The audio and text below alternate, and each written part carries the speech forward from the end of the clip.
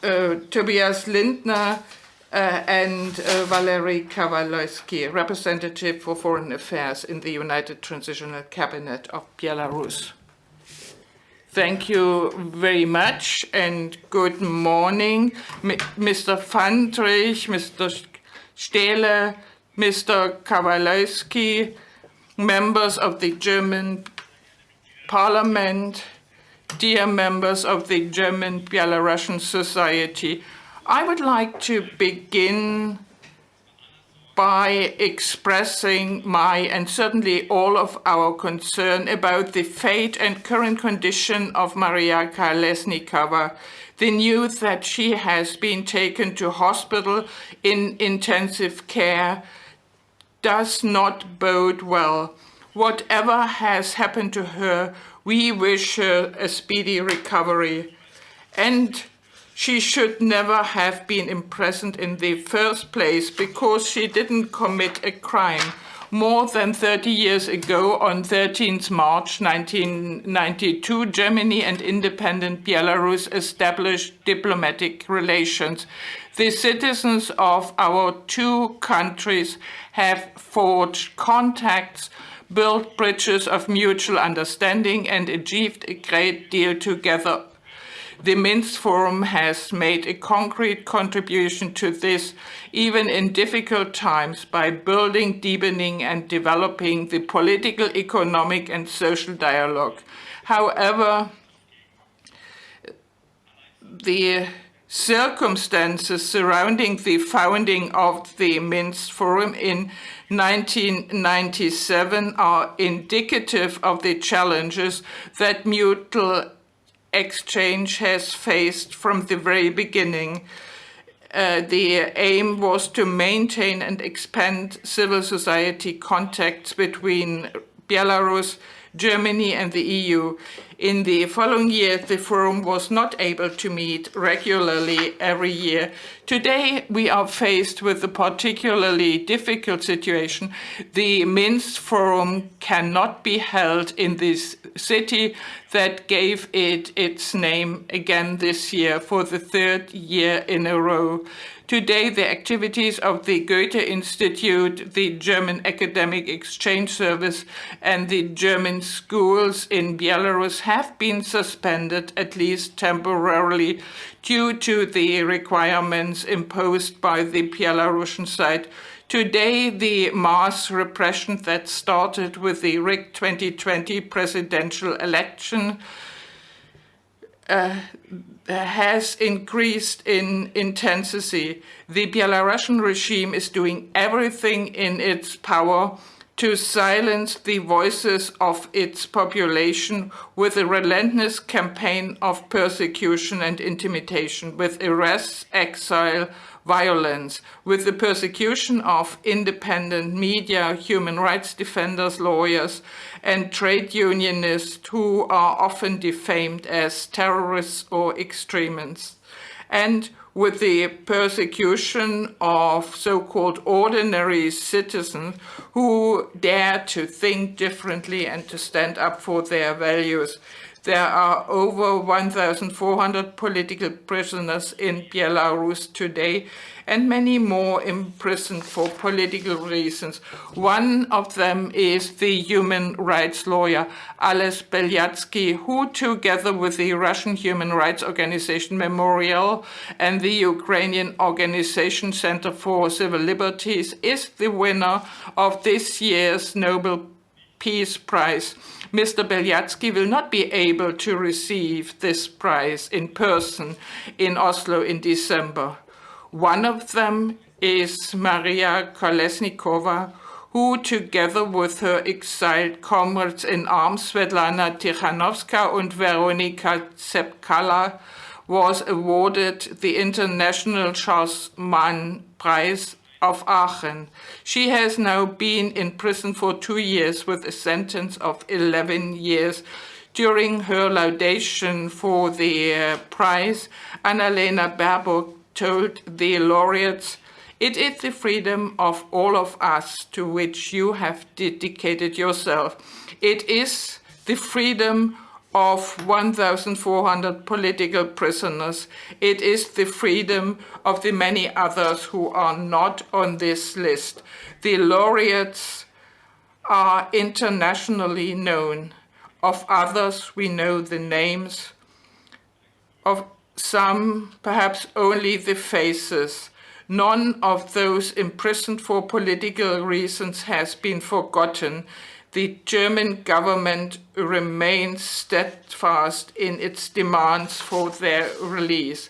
Just as some of you here today are in emigration, thousands more Belarusians have been forced into exile, often expelled twice, first from Belarus, then sometimes from Ukraine. They have to build a new existence.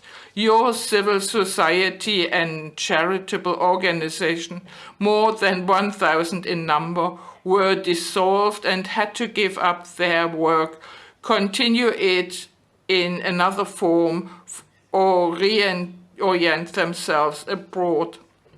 We are appalled by the immense restrictions, by the repression that the entire Belarusian society is suffering.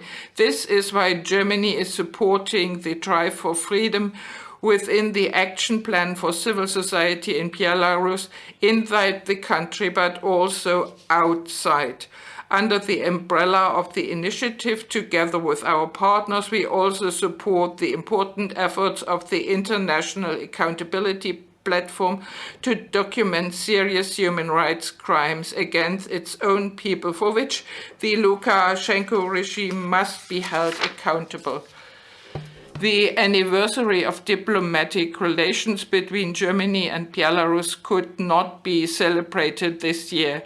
This is because the oppression that the Belarusian population has to suffer so much does not stop at the borders of Belarus. A few days before the anniversary, on 24th of February, Russia started the war of aggression, which violates international law.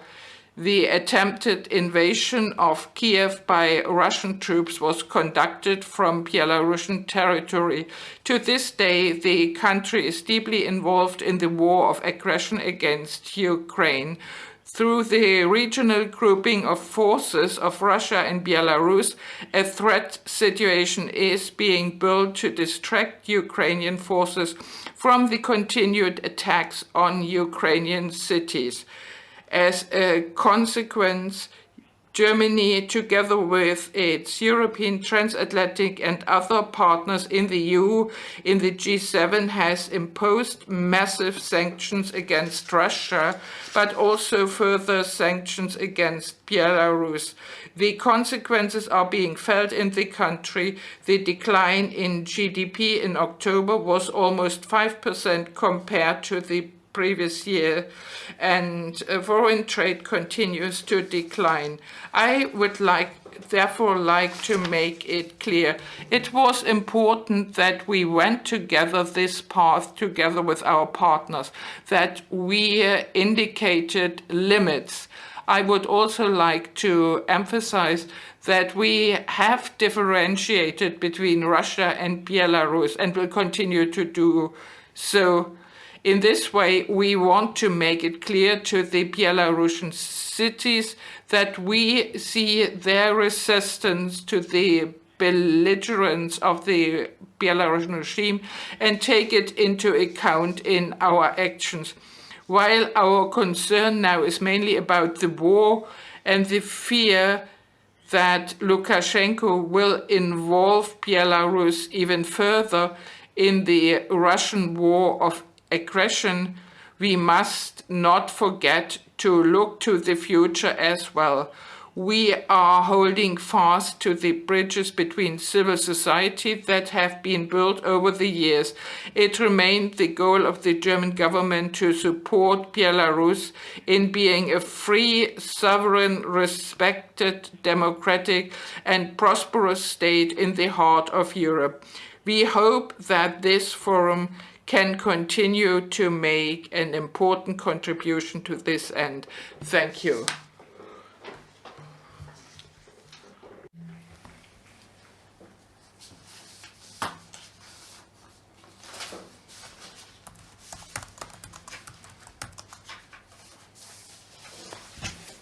Guten Morgen, vielen Dank für die Einladung.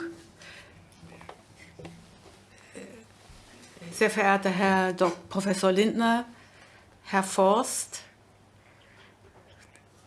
Frau Dr. Fandrich und Frau Dr. Stehle, Herr Dr. Lindner, liebe Teilnehmer und Gäste. Moment in our common European history. Before I start, I would like to express special gratitude to the German Belarusian society for staying involved in the Belarusian theme in spite of all the risks. My thanks also go to the Ministry of Foreign Affairs of Germany, Friedrich Ebert Stiftung, and many other partners for supporting and hosting this important event. The Minsk Forum is an opportunity to find answers to the challenges of today and to help us look into the future. We all sense that this is a historic moment and we must respond to it with all resolve. For more than 2 years, we have been guided by the conviction that we will liberate Belarus so that it becomes a country we always believed in, a democratic European nation that is free to develop its own policies and to make its own choices, where people appreciate each other, where human rights and freedoms are upheld to allow them to fully employ their creative energy, where the state and the society listen to each other, share the same outlook for the future, and act together, where the national interests, not individual ambitions, define foreign policy. The destination is clear, but the path is more complex and exhausting than we imagined when we embarked on it. Every day, the number of political prisoners is growing, and hundreds of thousands of Belarusians have been forced to leave their country.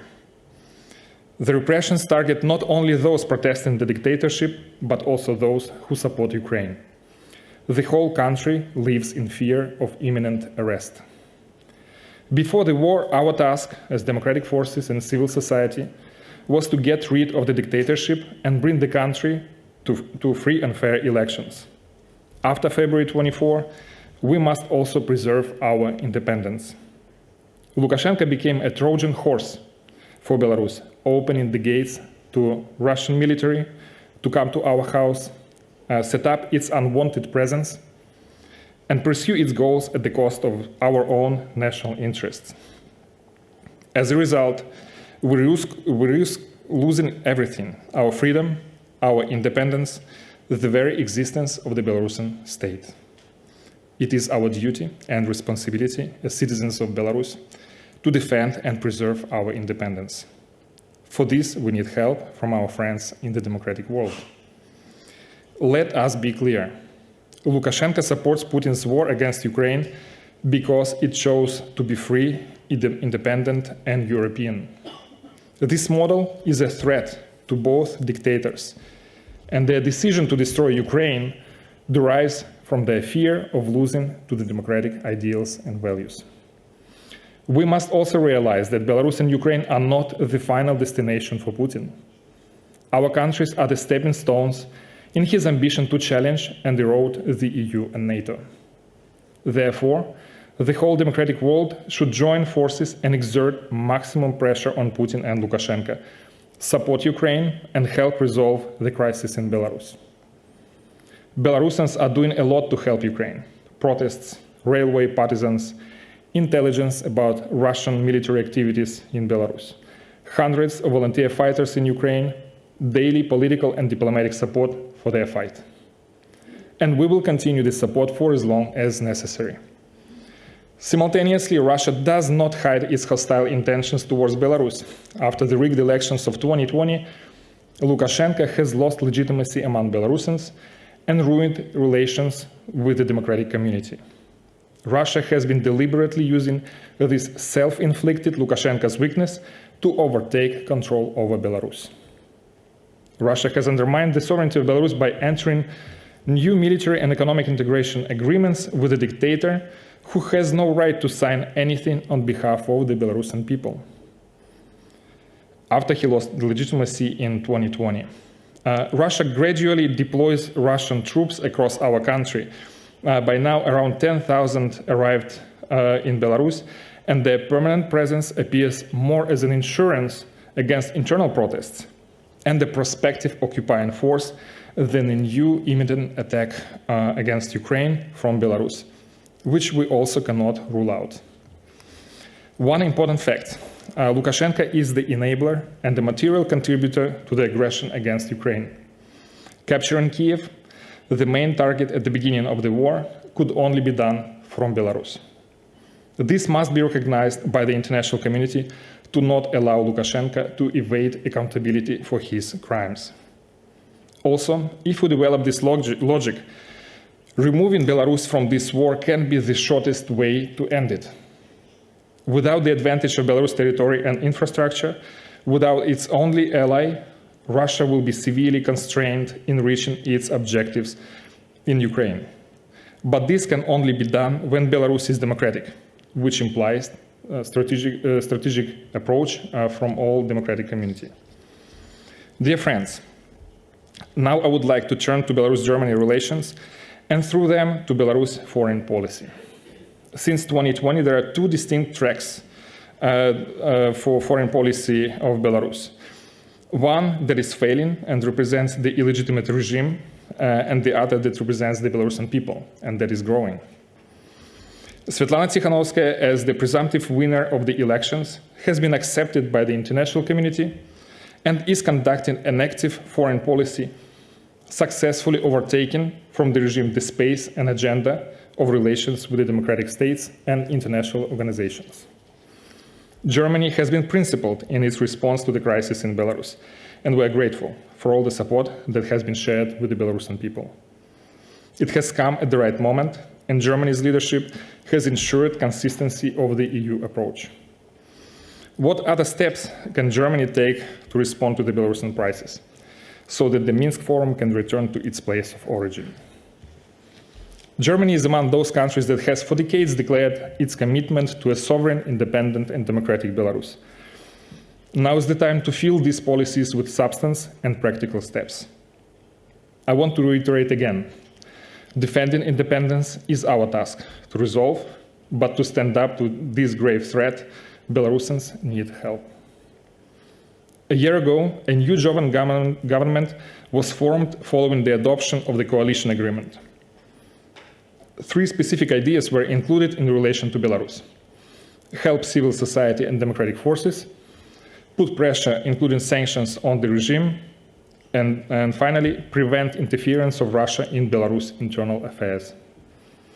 While first two objectives have seen a lot of action, the third one remains completely open. Thankfully, this policy is already adopted, and now it needs practical measures. The combination of these two approaches should form a baseline, a groundwork to develop practical steps for more engagement in the Belarusian agenda from Germany. And to respond to the ongoing challenges and to bring relations between our nations to the new level. This is important for us to work on the present, but also to think about the future. The internal crisis and the war have created a critical mass, posing a geopolitical question. Can Belarus actually afford to be in alliance with a country that does not respect our sovereignty and national identity and aggressively acts to erode both? As much as Belarusians were avoiding the geopolitical choice in the 2020 protest, now the need for it is too obvious. In the United Transitional Cabinet of Belarus, we have developed an approach to revise the legal framework of relations with Russia, and it is rather bold. There will be no more Russian military presence in Belarus. The CSTO membership will be abandoned. The Union State Treaty, which is in essence a roadmap to absorb our country by Russia, will have to go. And economic integration agreements will be revised to decrease Russia's control of Belarus. In contrast, we need to build relations with those who respect and appreciate our sovereignty and our identity. We have already started doing this work by establishing firm and growing ties with the democratic community, including in the European Union. We will need partnerships, alliances with our European neighbors. They should cover foreign affairs, national security, defense, economic and trade relations, social and legal issues, information security, and other areas. They should be comprehensive. Belarus always belonged to the European family, even under the Russian occupation. We need to restore our standing in our family and take an active role to make the European project complete and stronger. The structural elements for this path include the Eastern Partnership, an important platform to continue our relations. Similarly, a democratic Belarus must become part of the European political community, and we would appreciate Germany's support on this path. There is a contact group in the Council of Europe on relations with Belarus, a unique precedent of intergovernmental organization formalizing relations with the civil society and democratic forces of a non-member state. As we speak, we're opening a mission of democratic Belarus to Brussels, our permanent presence to ensure continuous engagement with European institutions and member states delegations to work on our growing agenda of relations with the EU and on the prospects of our relations in the future. We realize that this turn will not be taken lightly by Russians. The international community will also need to take a principled, clear-eyed stand to resist Russia's claims for a self-proclaimed sphere of influence over its neighbors. This is ludicrous and must stop. Ukraine has proven that this Russian rhetoric and willingness to accommodate by the world is the collision course with severe implications on a global scale. Dear friends, at this stage, it is crucial not to let Lukashenko avoid responsibility. He cannot continue flying under the radar, pretending to be a peacemaker and a well-wisher for Ukrainians while simultaneously contributing to the war against them. A recent resolution by the European Parliament indicates a clear connection between the Belarus crisis and the war against Ukraine. Unfortunately, the unresolved situation in Belarus has become a background and breeding ground, I would rather say, for initiating this war.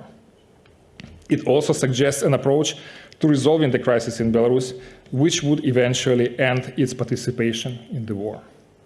The following steps in this regard are very much needed. A recognition of Lukashenko as a threat to international peace and security, of his role and responsibility in the war against Ukraine. B, refusal to recognize his legal agreements with Russia after 2020 illegal elections and illegal results. And C, demand for all Russian military to leave Belarus immediately. It is also important to continue the EU policy adopted in 2020 and build up on it.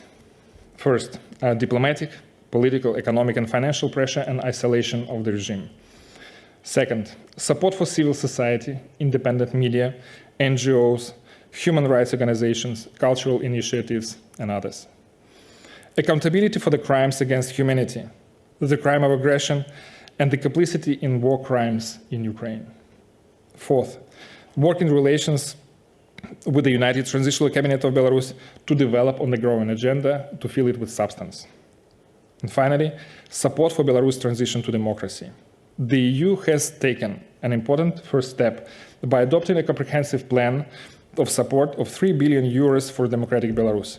And we ask to continue this work to adopt national or multilateral Marshall plans for Belarus. Dear friends, Belarus has chosen its path of a democratic nation that follows the principles and values upheld in the European family. This choice must be defended, and it is in the interest of the entire Europe to see Belarus free and independent, to have a responsible, constructive, and predictable neighbor and partner. Once again, I thank the organizers of this forum, and I wish participants a fruitful discussion. Thank you.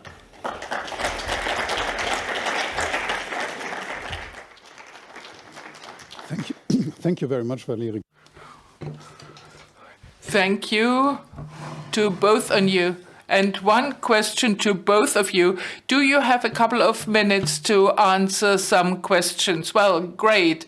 Then please come to the fore, because now we will use handheld mics.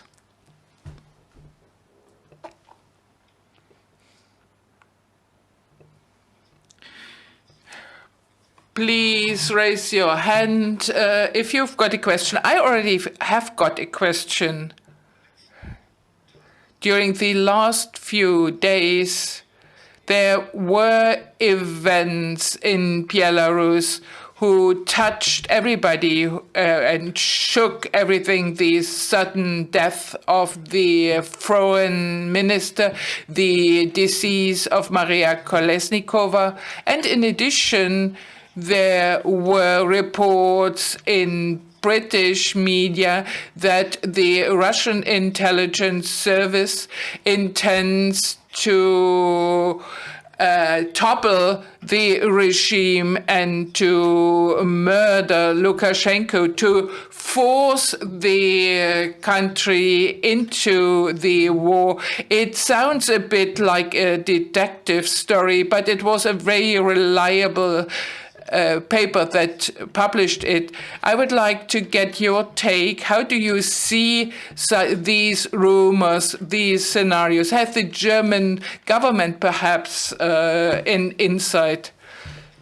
Thank you.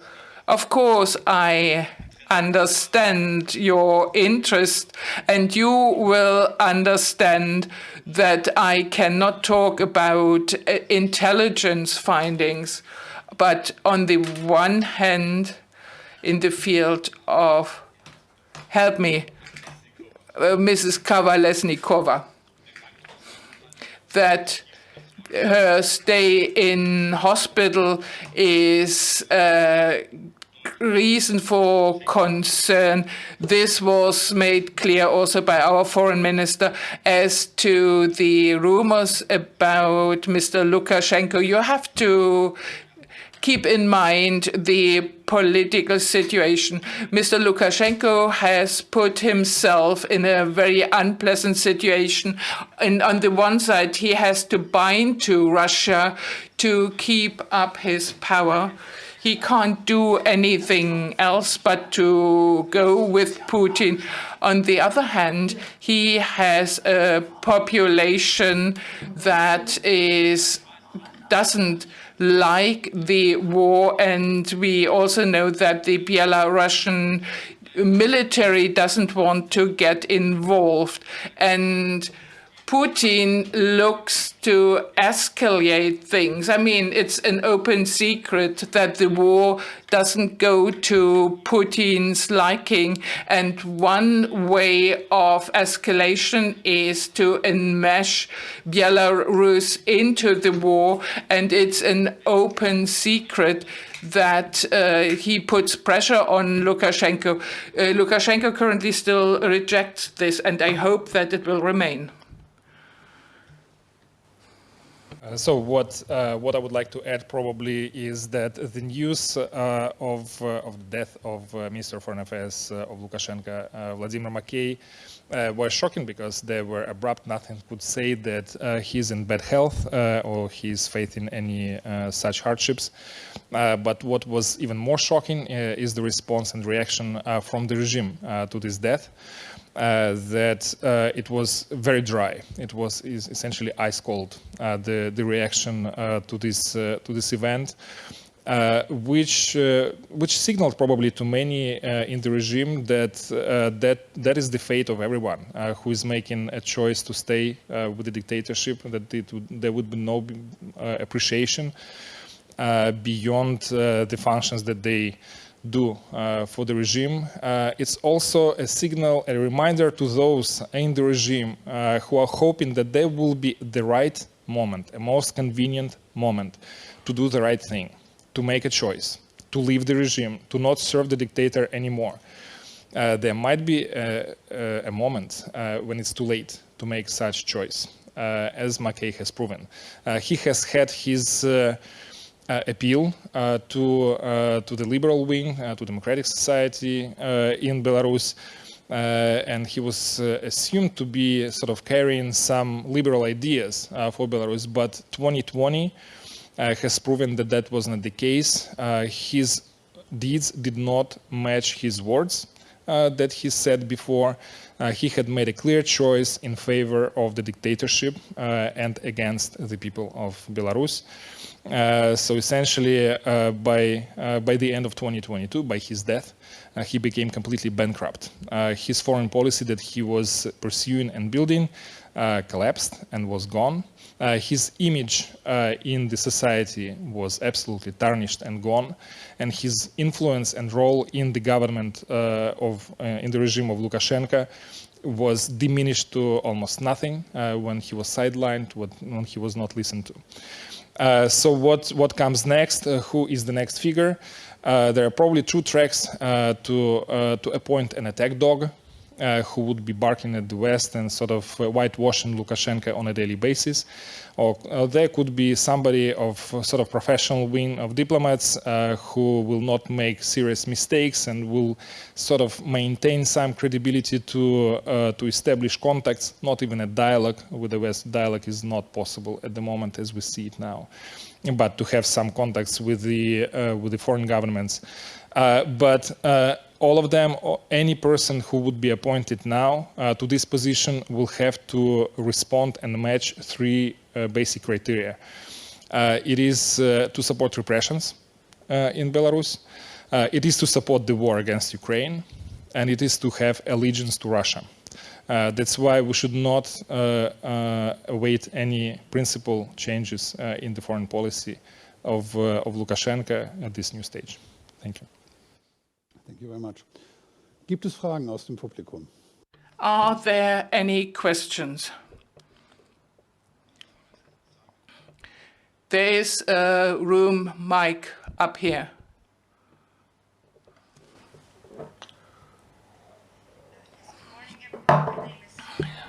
From Association of Belarusians in Germany, Razam, and I have three questions. In fact, one question is two questions to Mr. Lindner and one to Mr. Kavaleusky.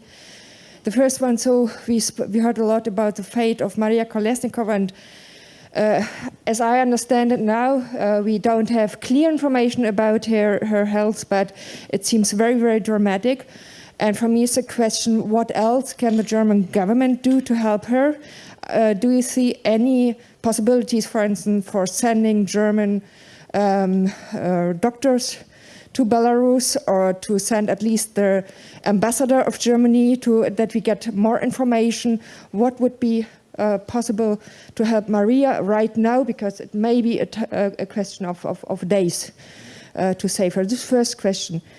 The second one also concerns the article that you mentioned, where we don't know in how far it's valid information about the plans of the Kremlin, but let's take it as a worst case scenario to discuss, because in the information there was also the possibility to replace Lukashenko with someone, in the articles was Stanislav Zas, I think, who would then ask for integration of Belarus into the Russian Federation. So let's take this as a worst-case scenario.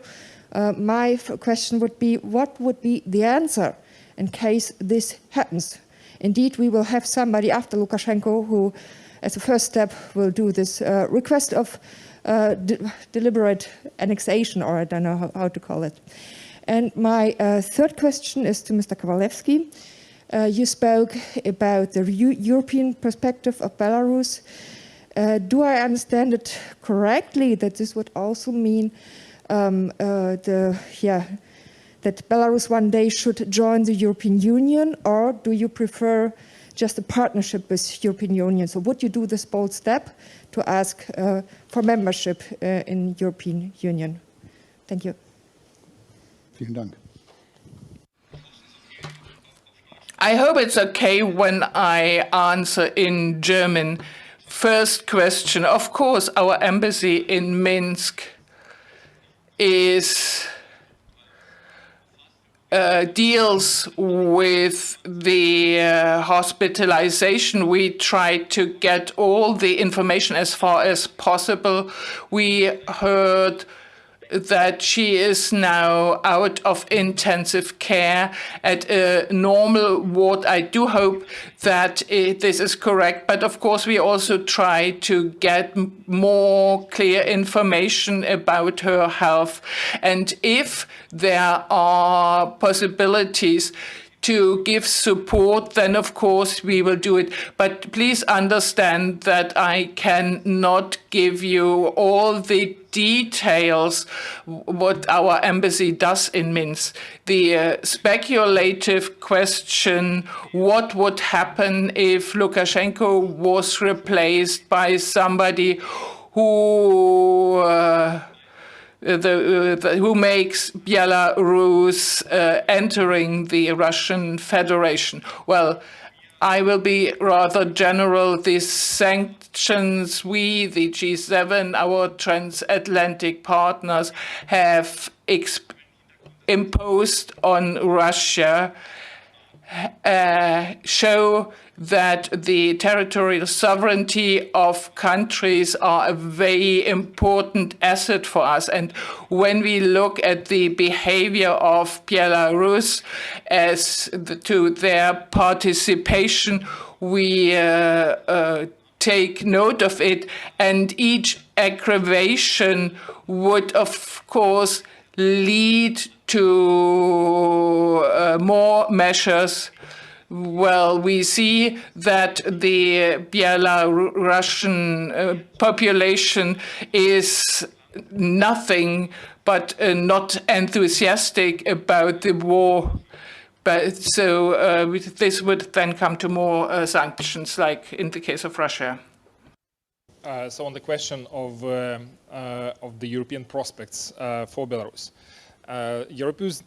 Belarus definitely belongs to the European family. This is a basic fact, not disputable.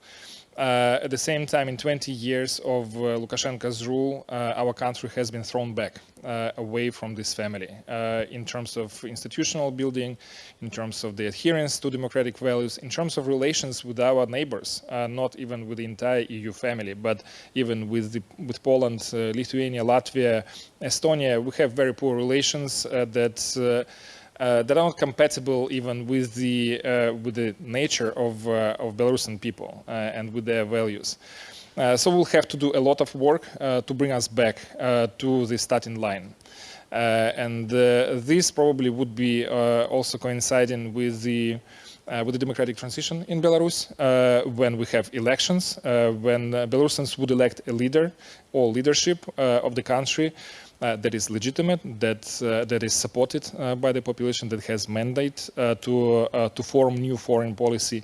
And I think that would be the new power, the new government that jointly with the society will start a discussion on geopolitical orientation, on whether we should join the European Union and what is the path, what are the stages on this process.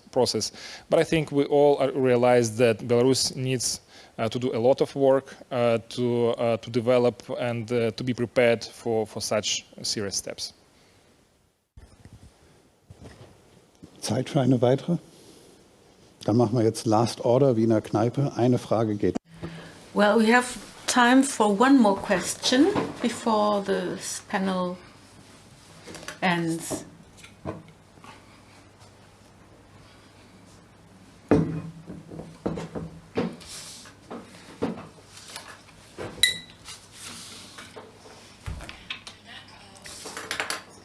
I'm Olga Belondrova from the Working Group Belarus.